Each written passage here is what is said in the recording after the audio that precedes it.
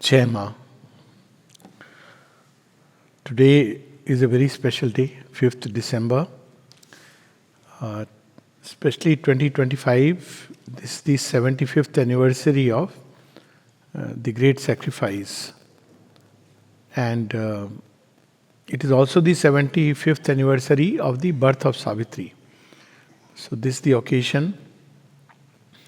And today there was this beautiful message card given in the ashram as we all went past to Sri Aurobindo's room. There is a piece of cotton from Sri Aurobindo's pillow which was given, and the message is from the mother in mother's handwriting. In our love for him, H is with a capital H. Him is with a capital H. It's very interesting, sometimes small little things. In our love for him is our safety. With all my love, the mother. This is the card. This is so beautiful, powerful, and lovely symbol of Sri Aurobindo. And we are going to share the joy of Savitri on this occasion, which is the story of love. It is so beautiful, so appropriate. Not just some ordinary love, but the story of divine love descending upon earth to take care of the material creation and ultimately to transform it, because love serves only one purpose. One ultimate purpose of love is to unite and make one. That's the secret of love. Whatever one loves, there is an urge to unite and to become one. So when the divine descends into a material envelope, it is basically to make one spirit and matter. The divine and this material creation, the physical world, the body, that is the purpose of the divine descents. It is also true that up till now, this effort has gone on. It's a whole series of avatars, and each time the divine withdraws after putting the stamp. The beauty is the stamp never dies, that influence, because it's like, as we know, doing is remembering. So if I learn something in the body, even driving a scooter, it just stays. It becomes a memory which is inbuilt within matter itself. So each time the divine comes, he leaves an imprint, an influence, an impression, a seal and stamp and signature. And therefore, matter begins to open and respond to whatever power the divine had got into. That is the main purpose. Otherwise, divine can act. He doesn't need to take a human body. He can act from there. There are vibhutis, saints, sages, countless instruments. So this time, as the mother says, it is a decisive action. And so he comes when the stamp is put, when the work is done, to the extent he had come to do, he withdraws. Now that's we're not concentrating on Sri Aurobindo's Mahasamadhi, which is beautiful in its own right. But the gift, every time the divine withdraws, he gives a gift in the passing. So we know that few avatars, Buddha first time gave the gift to the people to, we have a very touching story where he says that you can take the bones. People say that he didn't like murtis, but he gave. So that's how Buddha's relics, stupas, came into existence. As the story goes, Sri Ram gave the gift of that ring to Hanuman, and that vision that I am in your heart, you don't have to search for me outside. Shri Krishna placed the Gita in the hands of humanity. And as after Shri Krishna's departure, we had the birth of one of the finest scriptures. We'll be starting a series on that soon. The Srimad Bhagavad Puran. And Sri Aurobindo, this is his, not just a parting gift, because he is never parted, but that's a gift which he has placed in the hands of humanity to navigate through the dying Kali Yuga and the emerging Satyuga. So there is a cusp period, a transition, during which we need something to navigate, which will help us, guide us, transform us. So that is the That is Savitri. So if the question is, what is the origin of Savitri? Now, of course, scholarly, there are plenty of things. He started writing in Baroda. There was a small little script, Earth and Beyond. But that was it. Then subsequently, he took it up. 1916, he started seriously working on. Then it underwent many drafts, 12 drafts, revisions and expansion. And ultimately, it is the way we have it in our hands today. A lot of people say that did he correct something or did he leave something uncorrected? I believe what Mother said is the ultimate word.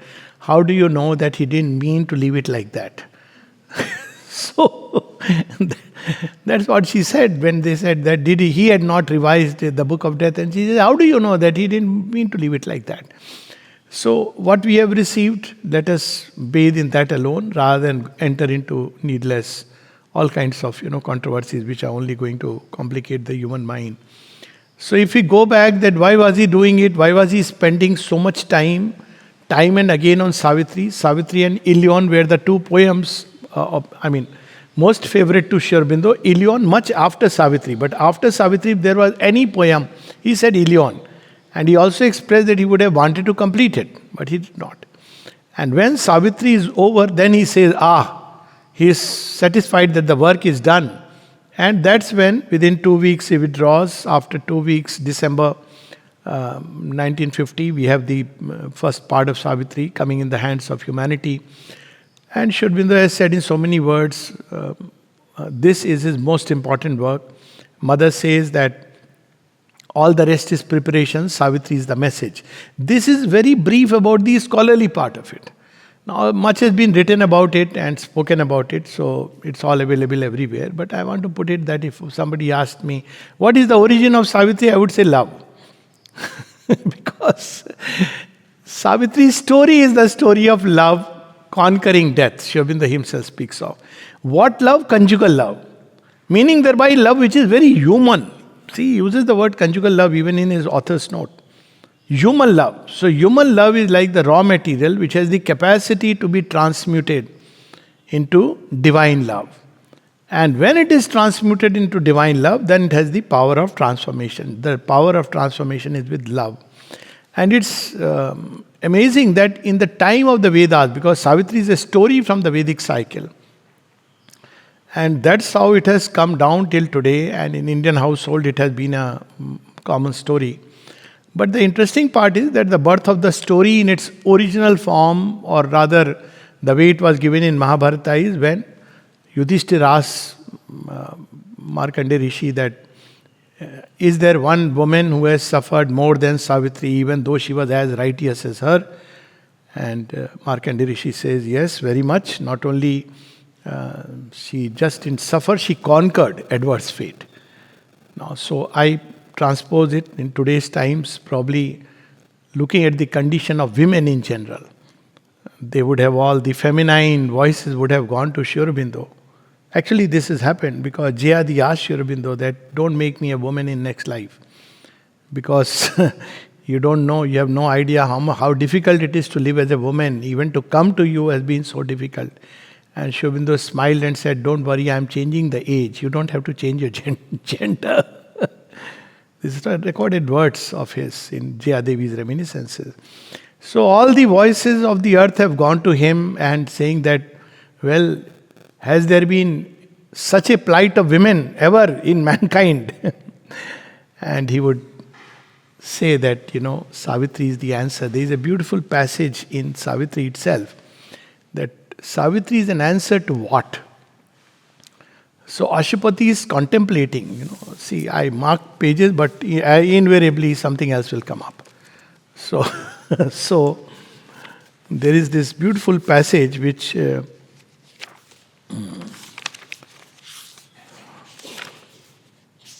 Ashupati has a vision when he hears an Akashvani. And the Akashvani tells him that, look, Ashupati, everything is fine, but this world still needs, the work is not done. And powerful words, page 371, it's a description of the human condition. And it closes with this: the great illusion wraps him in its veils. The soul's deep intimations come in vain. In vain is the unending line of seers. The sages ponder in unsubstantial light. The poets lend their voice to outward dreams. A homeless fire inspires the prophet tongues. Heaven's flaming light, heaven's flaming lights descend and back return. The luminous eye approaches and retires. Eternity speaks, none understands its word. Fate is unwilling, and the abyss denies. The inconscient's mindless waters block all done. So, as he's hearing this, and further he hears, the wise who know see but one half of truth. The strong climb hardly to a low peaked height. The hearts that yearn are given 1 hour to love. His tale, half told, falters the secret bard. The gods are still too few in mortal forms. Now, this is not just an Akashvani, it's the anguish. It's revealing. Look here, Ashupati. This is the half done work. There is a poem of Mother of Sri Aurobindo. One day and all the half dead begun. One day and all the half, whatever is half done is fulfilled. Now, what is beautiful here is, see how Sri Aurobindo juxtaposes images. Now, he's hearing Akashvani. So, normally it is like, okay, now what is to be done? Yes, that is the human condition. Now, look here, Sri Aurobindo with his master stroke. The voice withdrew into its hidden skies. It's only narrated the anguish. But what is to be done? This we all know. And now Sri Aurobindo says, but like a shining answer from the gods, approached through sun-bright spaces, Savitri. Now we can completely put that image onto the book, Savitri. What is the origin? Origin is love. Origin is the human aspiration for perfection upon earth. Origin is the sun, from where the sun-bright spaces she is descending on earth. So you see what a beautiful image it is. He is describing in the context of Savitri the princess, Savitri the yogini, but these lines would absolutely apply to Savitri the book, because I'll read again. But like a shining answer from the gods uprose through sun-bright spaces, Savitri. So Savitri is the answer of the divine to the human quest, to the human aspiration for a perfection of life here. And this story has been going on like a parallel tale in creation right from the beginning. So we see this quest for immortality. Basically, if we look at quest for immortality, ultimately, it means some kind of conquest over death. Now, there are several levels of immortality. That's a subject in its own right. What did the Vedic rishis acquire, the Upanishadic sages, and how man has approached the problem of mortality, problem of death. But physical immortality, is it possible? Is it possible to conquer death at the physical level? That's the ultimate challenge. And the challenge is because the body is the strongest hold of the inconscient, as we all know. Because inconscient has as if yielded it, just like the sea yields the land. Some places they have the sea yielding the land for various reasons. Now, when the sea yields the land, you can't just, sea is all around. It can any time take it back. It has yielded the land. That's it. So, the human body is something like inconscient, or the body, matter, material creation is something which inconscient has yielded. Why? Because of love, presence of love in the depths. That's how the mother describes. If consciousness is the creatrix of the universe, then love is the savior. So when love descended, then consciousness ultimately yielded. And what did it yield first? It said, okay, I'll yield something of myself, and we have this beautiful material universe, and still continuing to yield. Universe is still expanding. So this is the first victory of love over the inconscient, which is what death is ultimately. And then step by step it is yielding, little by little, something of the growth of consciousness, forms changing, and till it has come to this point where we stand today.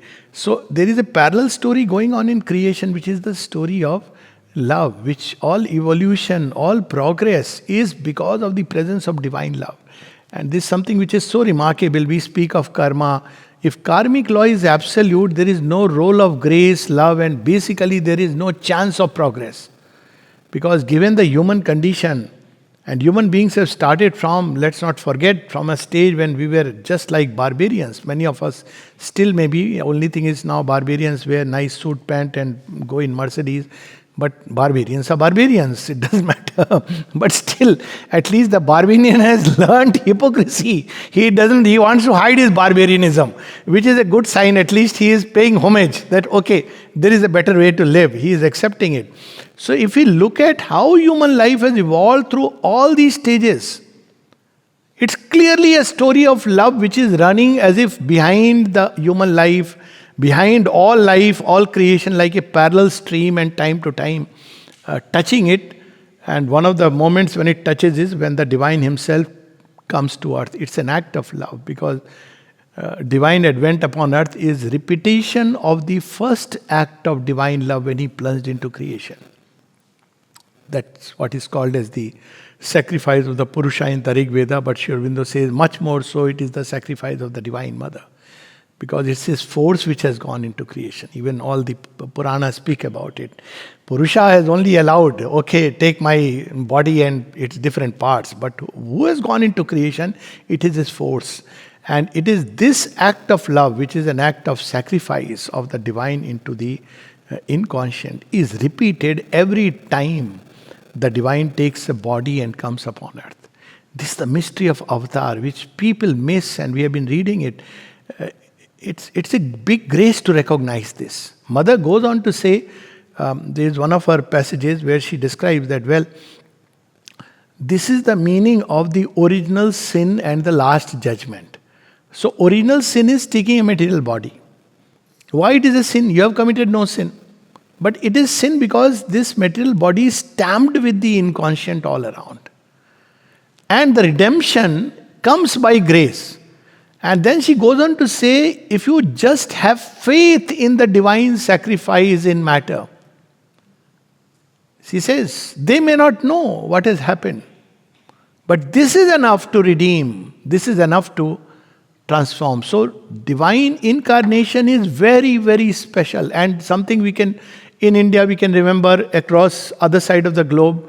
We see people talk about divine within and self above, and all that is fine. But Rama and Krishna and Christ and Buddha continue to rule humanity. Human mind and thought keeps running to them. And now, of course, Sri Aurobindo's Leela has just started. How much ever you may say, because divine in flesh and blood.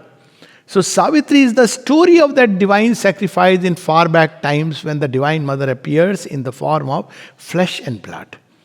And that's why it is so special. It's a special act of love where the divine enters crammed up into a human psychological space. Often people speak of how long Sri Aurobindo lived, and there are different ways they look at it. I say, I'm amazed actually with Sri Aurobindo with such consciousness, which is, the suns are burning inside. You know, one who is writing, I have wrapped the wide world in my wider self. Someone who is writing, Arcturus and Belphegor burn as a fire in a corner of my boundless self. How was he living in the human body? 78 years is a big period. It's not easy even to dwell one day, because this house of flesh will not allow. So that's the origin. It's the divine sacrifice in matter. And of course, for us, the same story of Savitri and Satyavan repeated from age to age. He says that it's not just an allegory, but from time to time they take a human birth. They are living forces which take a human birth. See, Sri Aurobindo is a perfect gentleman. He's saying everything so quietly. He's saying, from time to time, these forces take a human birth. He's not saying myself and mother. That's are also continuing. The project that started in the Vedic age is arriving at its fulfillment today with Sri Aurobindo's Savitri. So Savitri documents that divine sacrifice in matter, which is in the life of the mother and Sri Aurobindo. It's their story. And merely it is believed. See, when Shri Krishna withdraws, Bhagavat is given to man. And as the story goes, that everybody is saying, without Shri Krishna, how we will live? It was so easy with him. So they said, no, Bhagavat will do the same work. So, as Sri Aurobindo withdraws, he places in her hand Savitri, which will do the same work. So it puts our consciousness in contact with Sri Aurobindo and the mother, joint consciousness. Because it's written by Sri Aurobindo, and it's primarily the heroine, the main protagonist of this poem is the Divine Mother. So it's so beautiful that Sri Aurobindo has brought together, and of course his experiences are there, Divine Mother's experiences are there. Revealing experiences is like revealing your heart. See, this is a book where Sri Aurobindo and the mother have bared their heart. Even, bearing the heart means come. If you enter into the heart, it's like through this book is it's a living personality. We enter into the heart of Sri Aurobindo and the mother. Isn't it so? Even in human life, whom do we bear our heart? And if somebody bears one's heart to the other person, then what it means we all know. Bearing the body is nothing, but bearing the heart is so special. And here Sri Aurobindo and the mother have bared their heart, their anguish, what they have gone through. You see the anguish of Ashwapati when he is face to face with the Divine Mother. He says, I want you here. You see, how he renounces the personal realization for the sake of earth. All that is there. And because again he is a perfect gentleman, he is not writing as his own autobiography, but this is his. So reading it means entering into the most sacred or most secret sanctum sanctorum. Because this is his heart of love, which he has poured upon us and opened the doors. And it is not only his heart and the mother, where they are secretly one. So to read Savitri is to not only come in contact with them, to enter into them. I would use that word.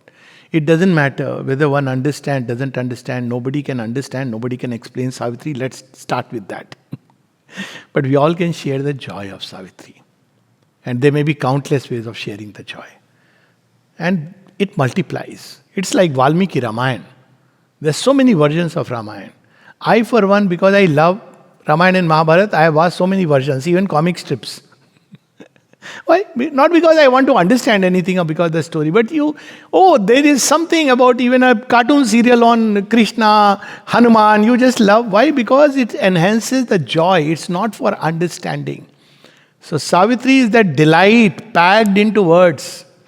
And the sign that one is understanding is that when we stand under the umbrella of Savitri, we receive that joy which is there.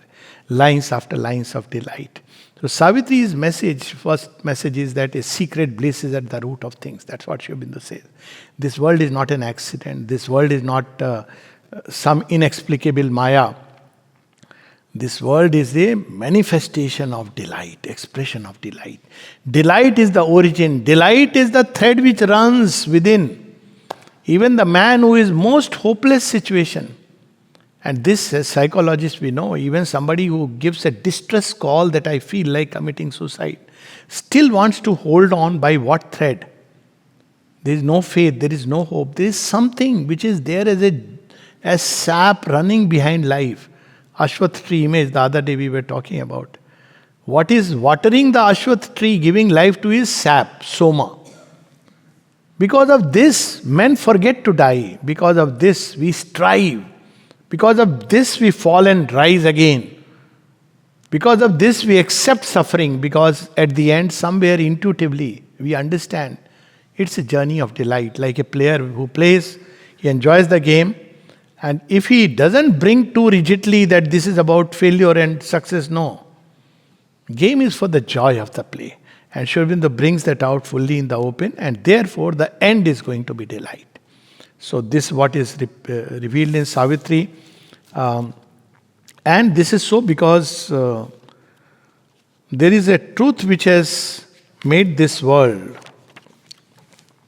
Page 600, randomly, I've marked here and there, but I don't know, randomly. This is another very powerful, we keep hearing about Maya, explanations about Maya. Everything one wants to know about Maya is there in Savitri. Both, the double Maya, the Maya of ignorance and the Maya of knowledge, and what is beyond both the Mayas, their interconnectedness, everything is there. So there is no secret that he has not left uncovered before us. But Maya is a veil of the absolute. He himself has done it. Put the veil. Why? Because it's not easy to look upon his face right away. He will take us first step by step till we are coming closer and closer. Then one day he lifts the veil. And we have to be ready. And even after lifting the veil, can the body embody that truth? A truth occult has made this mighty world. The eternal's wisdom and self-knowledge act in ignorant mind and in the body's steps. The inconscient is the superconscient sleep. This is the ultimate Vedanta. Complete reconciliation of the shadow and the light. Complete reconciliation. And these hints are there in the scriptures, but they have been lost over a period of time. The inconscient is the superconscient sleep. An unintelligible intelligence. Look at this I don't want to. What a joy to read these apparent contraries. Invents creation's paradox profound. Spiritual thought is crammed in matter's forms. Original Veda is all over. In every grain of sand, the Veda is written. Even if that's what people who invaded India didn't understand. They destroyed temples, burned books, it doesn't matter. Because in India, Sanatana Dharma has grown with this idea that Veda is in every heart. That's what Sri Aurobindo says. The eternal Veda is secret in the heart of every living, conscious being. So he says, unseen it throws out a dumb energy and works a miracle by a machine. All here is a mystery of contraries, darkness a magic of self-hidden light, suffering some secret rapture's tragic mask, and death an instrument of perpetual life. Okay, since we are reading about death, when Mother was asked what is it that we should do between 5th and 9th, she says you must contemplate on death. So since it's 5th December and since these lines have come, so let's read this fully. Few lines. Although death walks beside us on life's road, a dim bystander at the body's start, and a last judgment on man's futile works. See how perfect the language is. Body start. That's it. Body begins and ends, not the soul. This, if you pick up half a phrase of Sri Aurobindo, it changes the whole perspective. Other is the riddle of its ambiguous face. Death is a stair, a door, a stumbling stride. The soul must take to cross from birth to birth. A great defeat, pregnant with victory. Actually, 5th December can be fully understood. Sri Aurobindo did withdraw, but he withdrew to hasten the supramental manifestation upon earth. And it is so of all of us. It seems like a life's work is gone, but no, it is carried now. Next life you improve. It's like constant progress. So death is a door towards constant progress. In fact, there is no death. It's simply a passage. A whip to lash us towards a deathless state. The inconscient world is the spirit's self-made room. See, this whip to lash us is so interesting. Both Mother and Sri Aurobindo, when physically they withdraw, it's like actually the Leela has exploded. During Sri Aurobindo's physical presence, how many people, imagine, for 40 years, from 1910 to 50, he is there physically. He is writing the Arya. Arya started 1914. All these thoughts are going all over the world. How many people came? Ultimately, in the ashram, they were about 250 when Sri Aurobindo physically withdraws. Why is it that there is an explosion? It's paradox. Actually, after the master withdraws, the thing should come down. Why is it growing? So this is the beauty. It lashes. Something in the human consciousness suddenly cries out in aspiration and anguish. Like Sri Krishna's withdrawal, exile created devotional religion. So that's how one has to see, when the avatar withdraws from the Leela, outer mind does not know, it doesn't matter. But something in the human consciousness, because the stamp is on matter, feels that anguish. Earth itself feels the anguish. And that gets translated in the human consciousness as in mounting fire of aspiration. That we see happening. So it also becomes a strategy. Mother used the word strategic sacrifice. Eternal night, shadow of eternal day. Night is not our beginning, nor our end. She is the dark mother in whose womb we have hid, safe from too swift awaking to world pain. It's so beautiful. We get worried, oh, how long ignorance will be there, how long darkness. Even this is his Leela. He can remove it in a moment. He has kept it because he knows the steps. So slowly the consciousness grows, evolves. And if we learn to surrender and do our bit, of course, then the whole blossoming takes place beautifully. But if you become impatient, because even ignorance, even darkness is his plan. It is also an act of the great world mother who hides the little baby as a seed in the womb, safe from too swift waking to world pain. You see, there are people who enjoy selfies all across. And people say, oh, these people, let them enjoy. If they take to yoga, they are not ready. They'll say, oh my God, I have to master myself. This is very tough. It's so much easier to worry about your livelihood.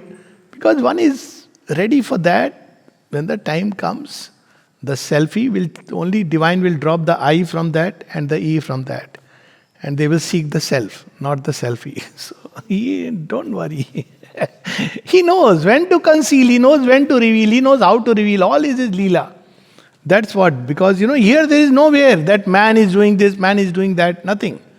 And who are we? He gives us our true identity. We came to her from a supernal light. By light we live, and to the light we go. Shri Krishna says that, Etada yonihi, I am the womb of all creatures. From the light we come, to the light we go. So what is this journey? He describes beautifully. This is so refreshing from the, what is the work we are here to do. So he describes the human journey, and he says very beautifully, there is a work to do. Because one of the things which we find missing in contemporary spiritual literature, even in ancient spiritual literature, if we look hard, not on the surface, is the purpose of life. Now you may say moksha, but moksha is absurd. It's an escape. It's not purpose of life. You can't say moksha is the purpose of life, because then the question is why life began. Why all this struggle? Why all this descent? Why all this prapancha? Why all this sansara? Why all this maya? If at the end. So moksha cannot be purpose of life. Moksha is like, I don't know the purpose of life. Perhaps there is none. Perhaps it's all vanity. Okay, there is a possibility. Okay, I'll take that. So moksha is not a purpose of life. It's maybe for tired souls, a resting point. That's how Mother says. There are two kinds of souls. There are some who want to run away, escape. But they're heroic souls. And their thing is echoed in what Savitri asks, that earth is the chosen place of heroic souls. And she says that I don't abandon earth for the sake of higher worlds. Just read those lines. From page 692. So these are two types of souls. Probably this has been in the origin, before the plunge took place. That there are souls which have chosen, and whatever may happen, they will continue with this. So page 692, but Savitri answered to the radiant God. So when we came, we made, originally contract is already there. You want to just go for an excursion trip to the Himalayas, or you want to settle, or you, or you want to link, turn this place into the beauty of the Himalayas. So this has been already decided. But Savitri answered. This what is the answer that the human hearts which are destined for this yoga will give to all the challenges of life. In vain thou temptest with solitary bliss. See, this is a collective yoga, something very interesting. Sri Krishna just touches upon collective yoga, Lok Sangrahart. He doesn't develop it, but he touches upon it. Before that, it's not collective yoga, it's groups, sangha, which is different. It's like people coming together and, aspiring for, strengthening each other's aspiration. It's different. That's not collective yoga. Collective yoga is for earth. What's going to happen here? Similarly, we have Sikh Sangat. That's not collective yoga. So here we have the seeds of collective yoga. Two spirits saved out of a suffering world, my soul and his indissolubly linked in the one task for which our lives were born, to raise the world to God in deathless light. So we have come from light, we must fulfill that. To bring God down to the world, on earth we came to change the earthly life to life divine. And that means that one has to continue staying here in this body of flesh and continue to aspire. That's what brings the supreme down.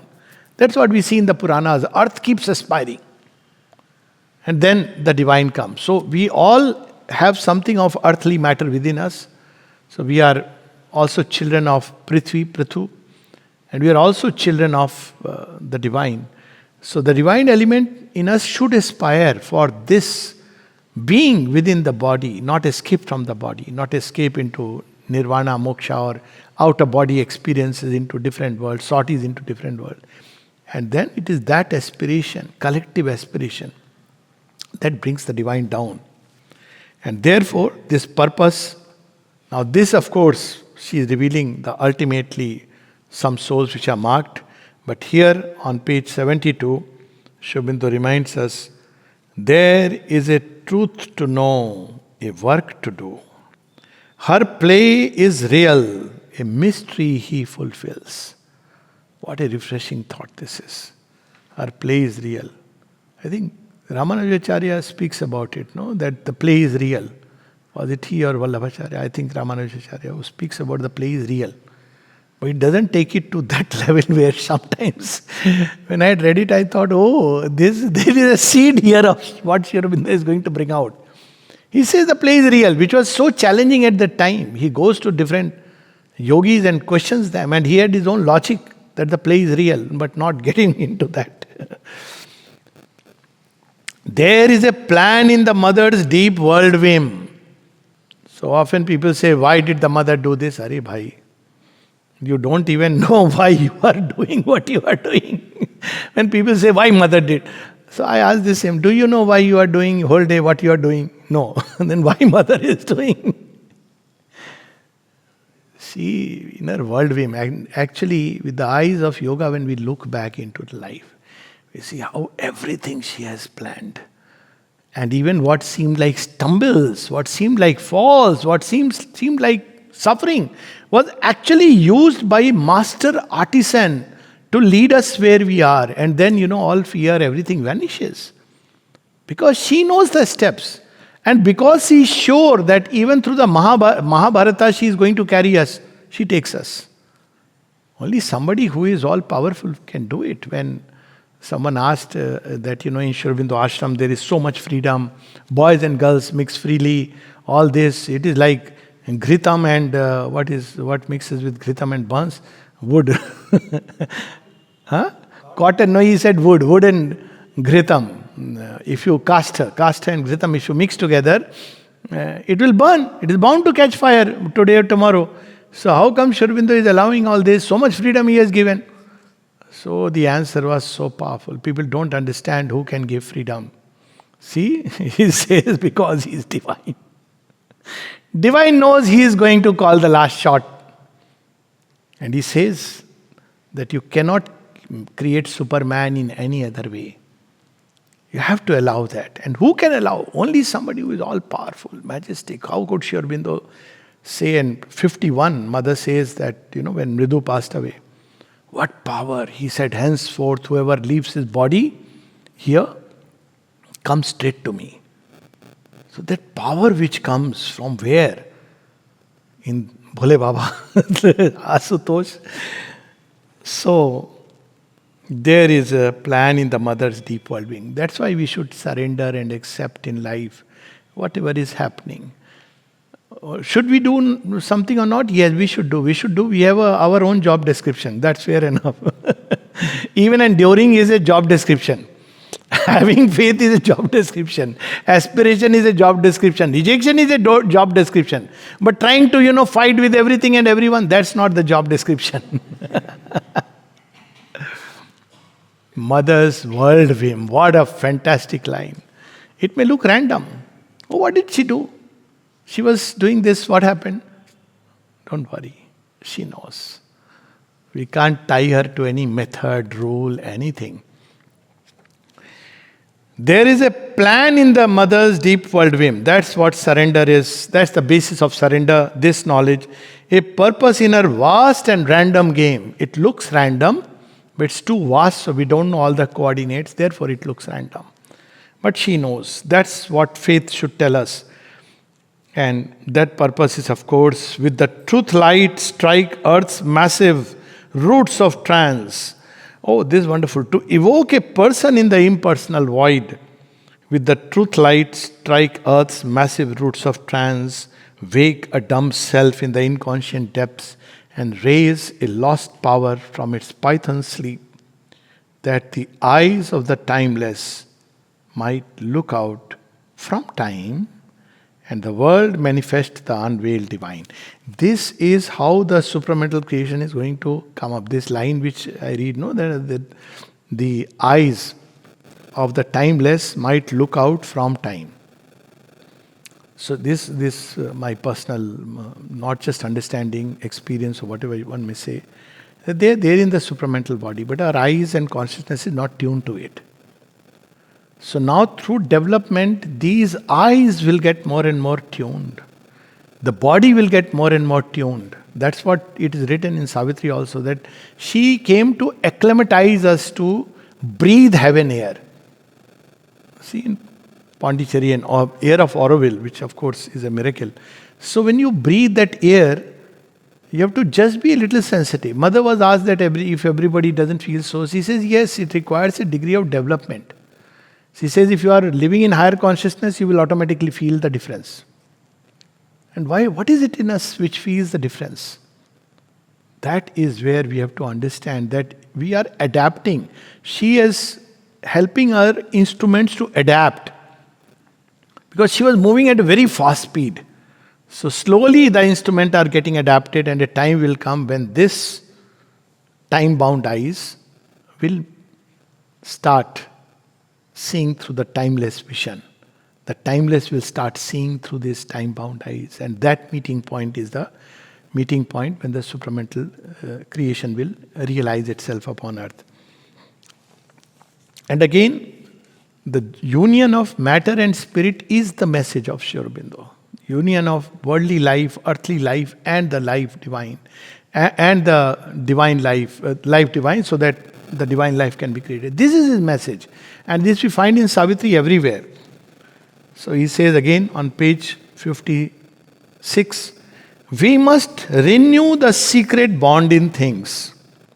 Our hearts recall the lost divine idea. This is what people say that all these AI searches, like if you search supramental, this line will not come. But divine idea is about supermind. What is the divine idea? That's how the creation is started. Sri Aurobindo uses the word real idea.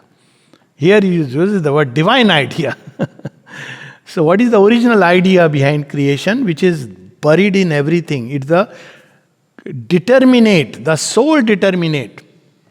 There are so many cosmic determinates which are floating around, and yet ultimately the seed of a mango tree, Langda mango, will grow into a Langda mango tree.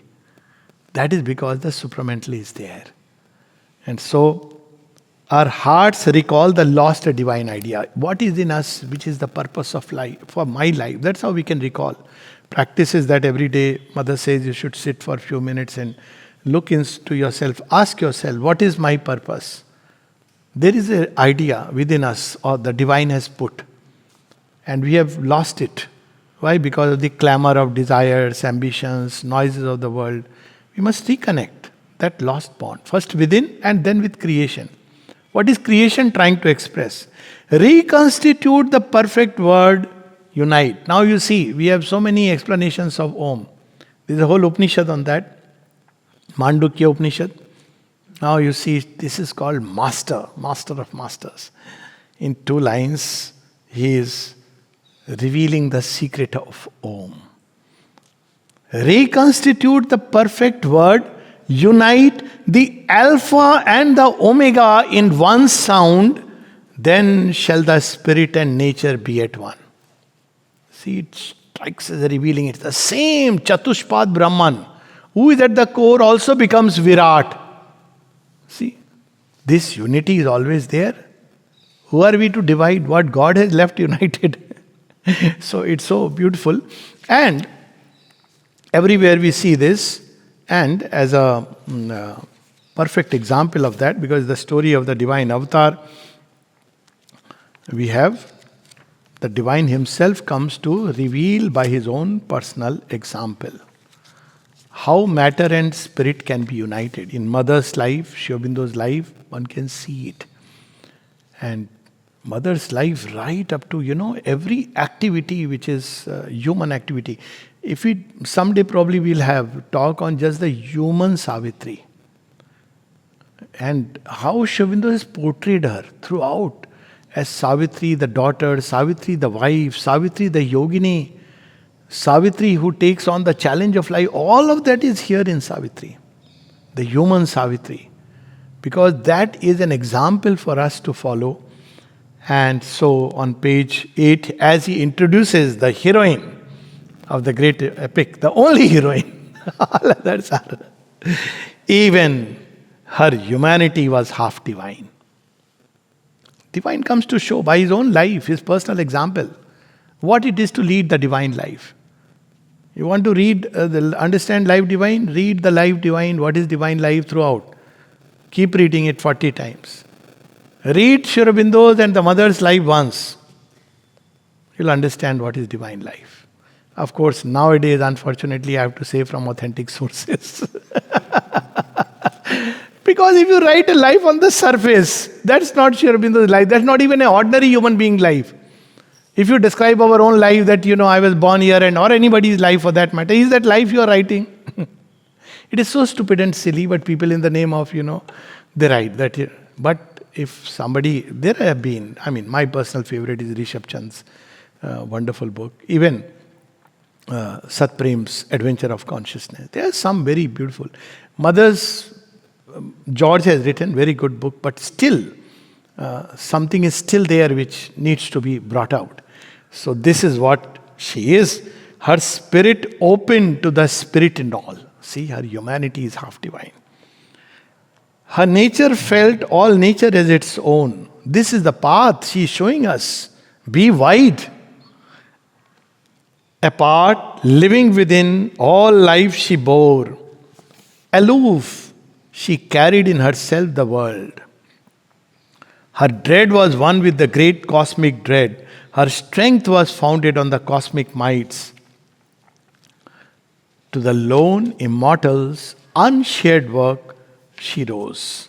There are so many places where Sri Aurobindo describes that, she did not speak of her pain to anyone simply because others will be pained. She was taking the burden of the race.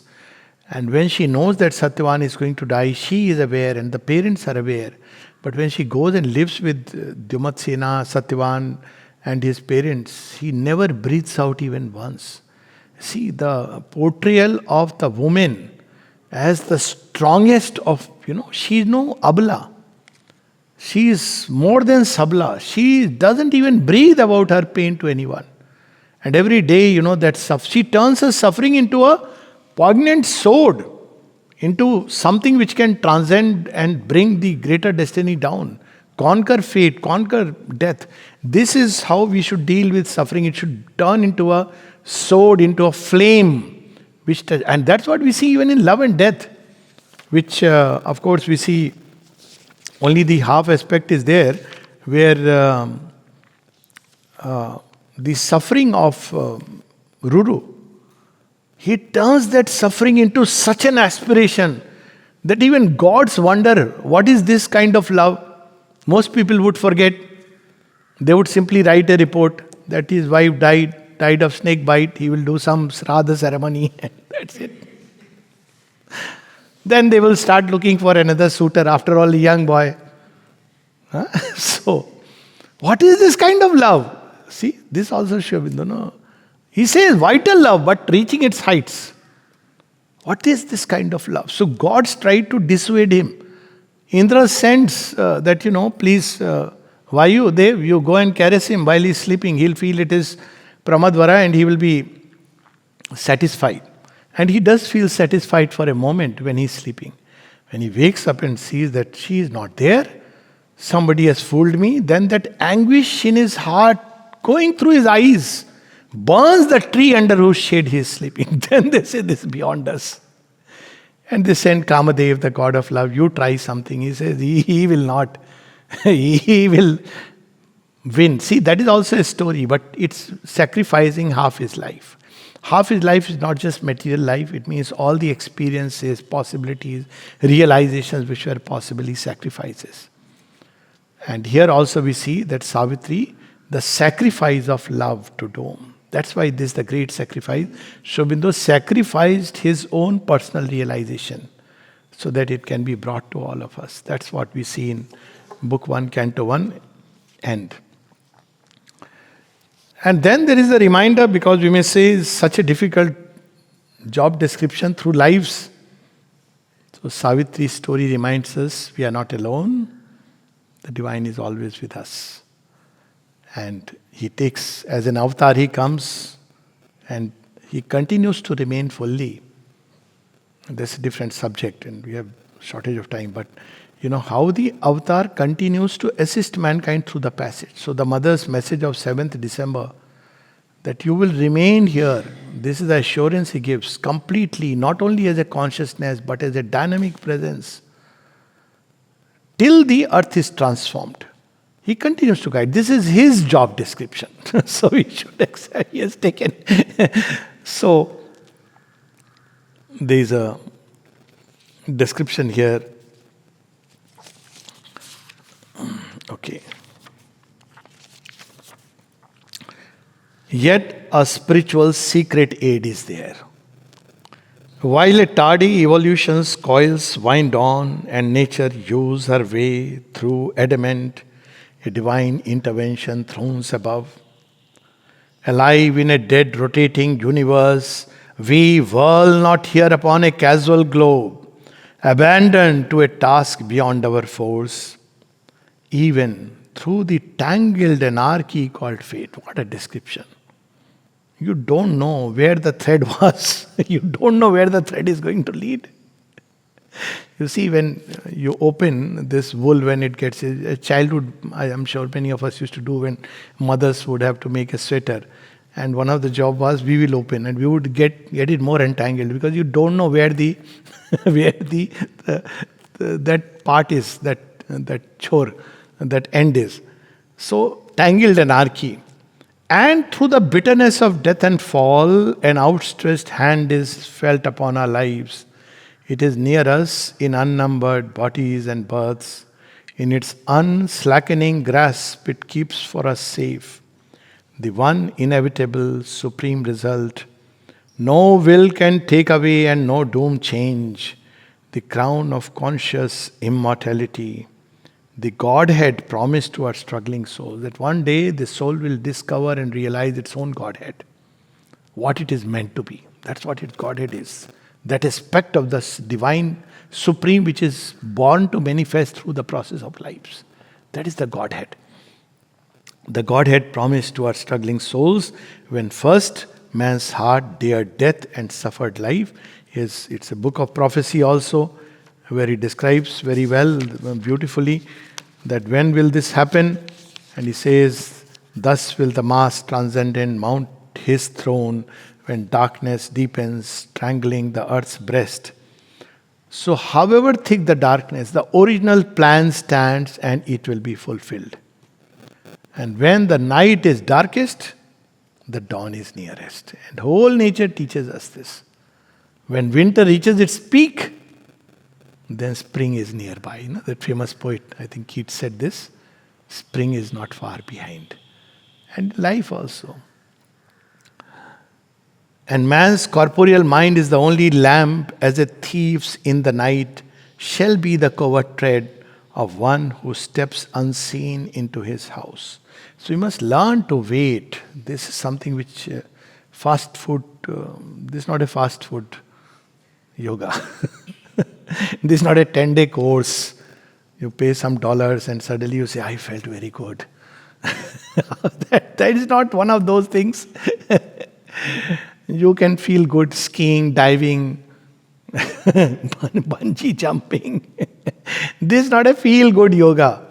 This is something authentic. It takes time. So we have to wait and aspire, like Ahalya.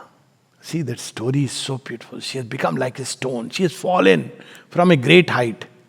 Anybody else would give up. Actually, the story is not correctly narrated. Just to quickly correct the story. So Ahalya is a aspirant soul who has reached very high, and then there is a curse and she falls. But in Valmiki Ramayana, so when Vishwamitra is taking, nobody goes near her. Why? Because she is a fallen lady. People say she is an accursed lady. But when she is going, Rama and Lakshmana are going near her, Vishwamitra says, be careful, Ram, you are going to enter a very sacred place. Because the atmosphere of this place is very divine. Be careful. So according to Valmiki Ramayana, he goes there and he touches Ahilya's feet. She is sitting in that state. Because she has fallen, she doesn't give up. Stone-like monument. She is sitting and aspiring, knowing very well that one day he will come. And that's when he touches, bends to touch her, she comes out and she is released. This is something very powerful. That even in that state you can continue to aspire and be. This is the original story, incidentally. Okay, so don't go by the leftist propaganda. What else to say? This is the original story. You can make any number of stories, that's a different thing. Anyways, so finally we come to, because time, so we come to what is the message therefore? What we should do. And so in book 12 we have some of these beautiful things. This life on earth is going to be transformed into a divine life. Why? Because divine is in control, he is in charge. That's for sure. And he has undertaken this work. This work is not ours to transform life into divine life, but ours is to align and open. Let him do, but let him do in you.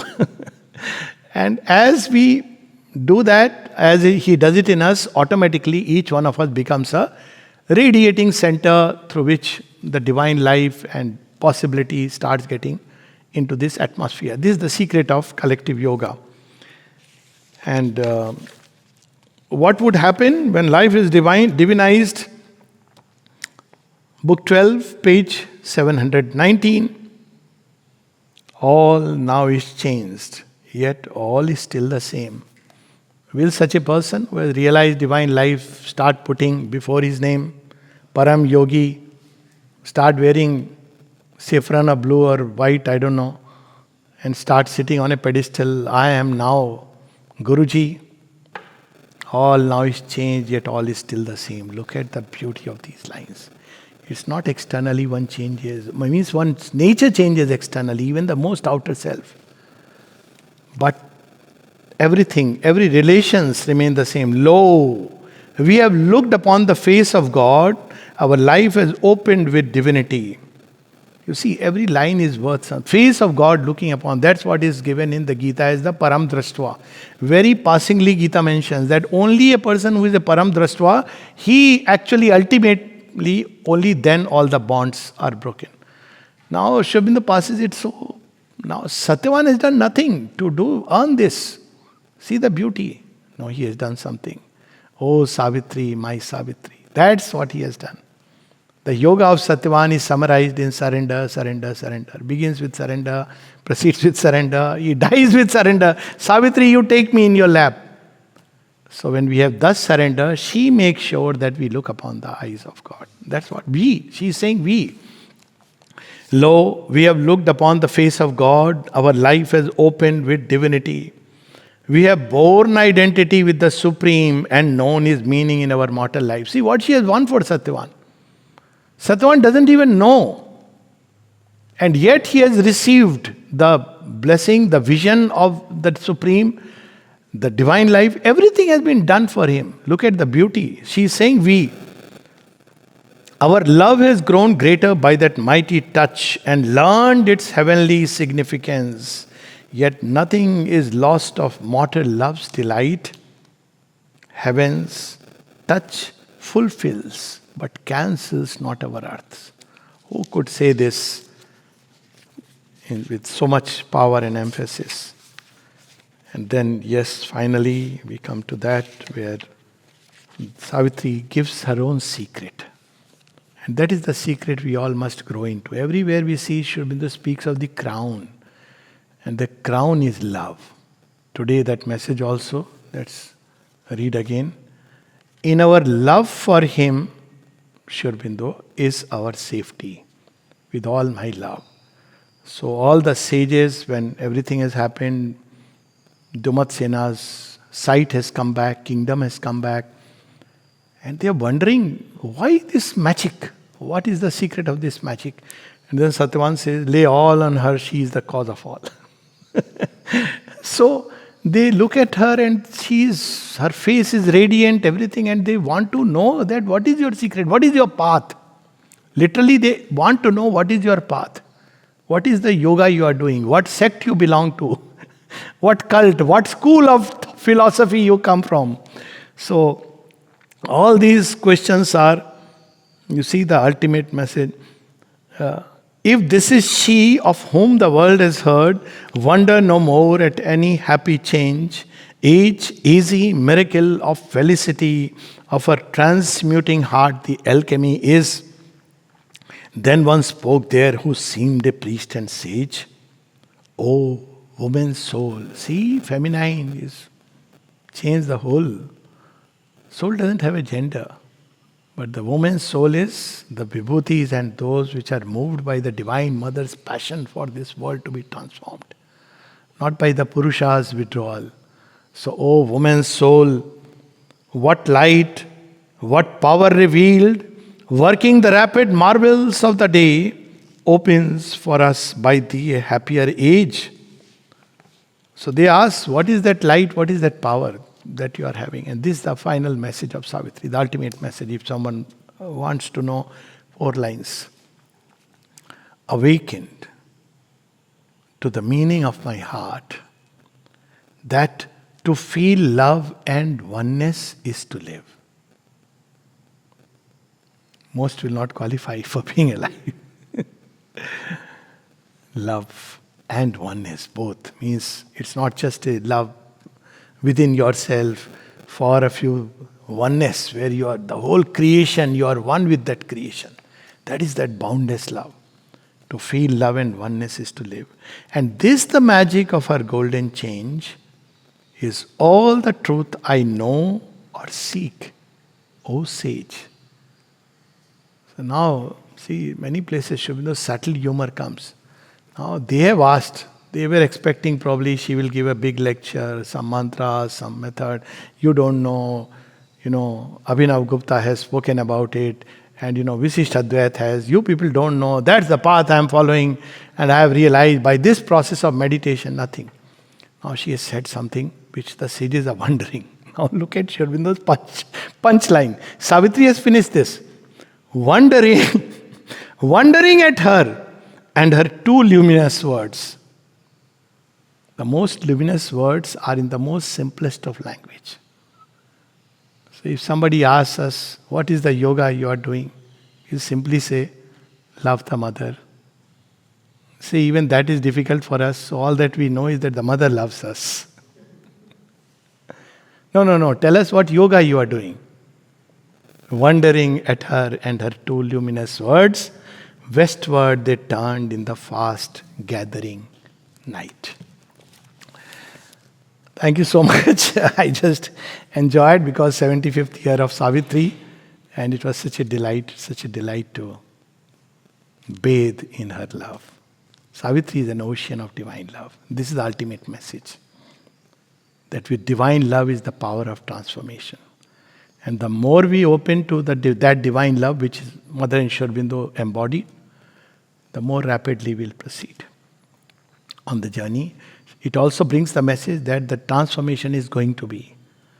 Why it is going to be? Because it doesn't depend on us humans. It is a task undertaken by the divine.